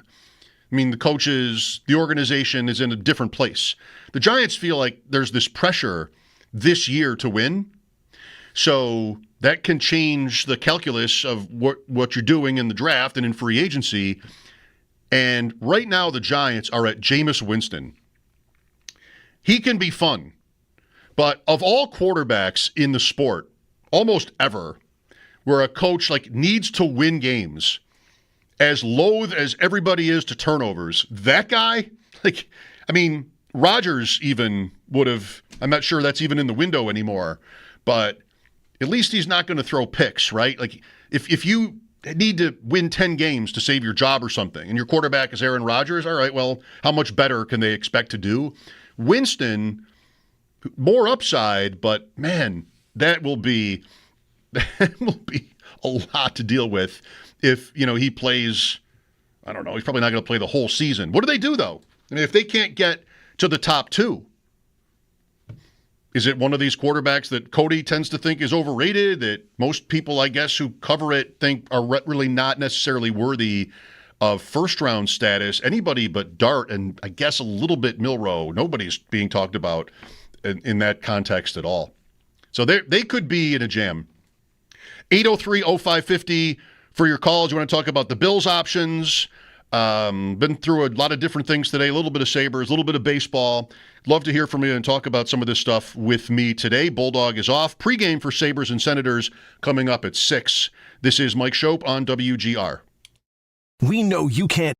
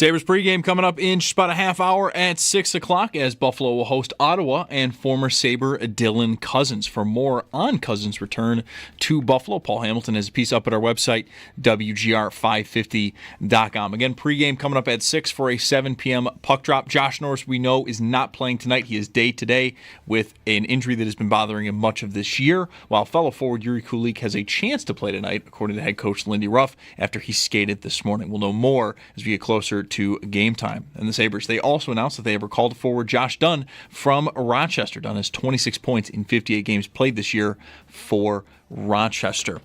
9 other games tonight in the NHL. Some of the notables: at 7, the Lightning host Pittsburgh, and the Maple Leafs have Philadelphia in town. At 8, Winnipeg hosts Washington. Alexander Ovechkin 7 goals away from Wayne Gretzky's all-time record of .894. And then wrapping up the night at 10:30 will be L.A. hosting the Rangers. And join Mike Schopp and Sal Capaccio as they broadcast live from Ride for Roswell's kickoff event tomorrow at Roswell's campus. This is your chance to pick up your fundraising materials and mingle while enjoying food and drinks. You can even see where all the fundraising goes with an exclusive tour of Roswell Park's research labs and facilities. Kickoff event starts at 5 p.m. and all are welcome. And Paddock Chevrolet Sports Headlines. Paddock Chevrolet celebrating 90 years of business. I'm Zach Jones for WGR Sports Radio 550.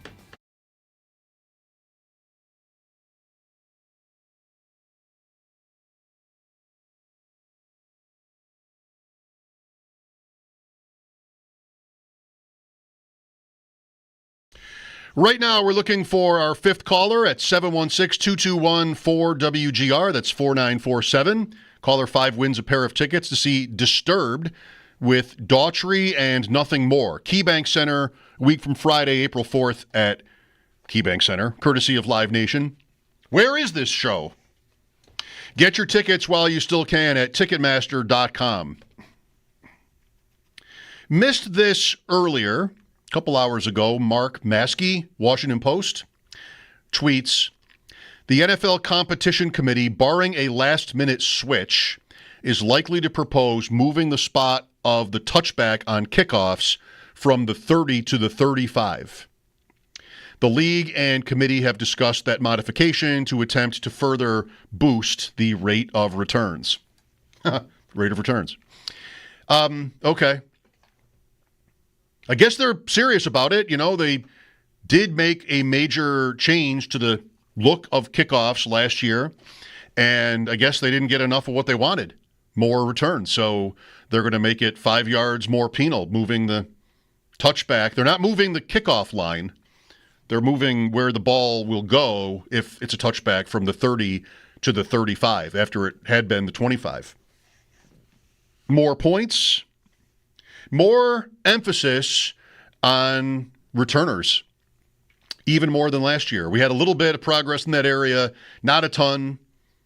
That was an interesting discussion last year, the teams that in the end really just didn't bother.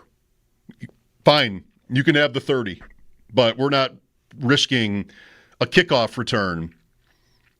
I mean, a big return is obviously a big play, and it makes sense in that sense why teams would just not want to take the chance.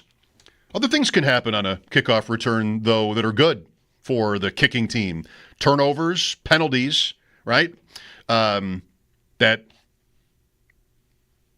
seemingly always their flag that maybe you didn't have as much of last year because, I mean, you didn't have players running all the way down the field, but block in the back, holding calls, you get the ball out to the 30 on a return, but instead you're starting at your 9. And that's on the return team to be able to avoid, but the occasional turnover, penalty leading to bad field position, or you just get a stop because you've got a couple of guys on your coverage team that are superior and can, make those plays.